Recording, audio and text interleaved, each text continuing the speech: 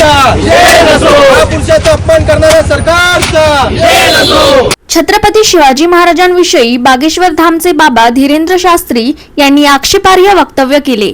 या वक्तव्याच्या निषेधार्थ युवक काँग्रेसने स्थानिक शिवटेकडी येथील काँग्रेस भवनासमोर आंदोलन करीत रोष व्यक्त केला। यावेळी संतप्त झालेल्या युवक काँग्रेसच्या कार्यकर्त्यांनी धीरेंद्र शास्त्री यांच्या प्रतिकात्मक पोस्टरचे दहन करून तीव्र निदर्शने करून निषेध नोंदविला। बाबा धीरेंद्र शास्त्री यांनी छत्रपती शिवाजी महाराजांविषयी केलेले विधान हे महाराष्ट्राच्या अस्मितेवर आघात करणारे आहे, तसेच जनभावनांचा अपमान करणारे आहे। अशा प्रकारची वक्तव्ये समाजात तेढ निर्माण करणारी असल्याने संबंधितांविरोधात तात्काळ आणि कठोर कारवाई करण्यात यावी अशी मागणी आंदोलनकर्त्यांनी रेटून धरली। छत्रपती शिवाजी महाराज हे केवळ महाराष्ट्राचे नव्हे तर संपूर्ण देशाचे प्रेरणास्थान आहेत। त्यांच्या बाबत अवमानास्पद वक्तव्य कोणत्याही परिस्थितीत सहन केले जाणार नाही।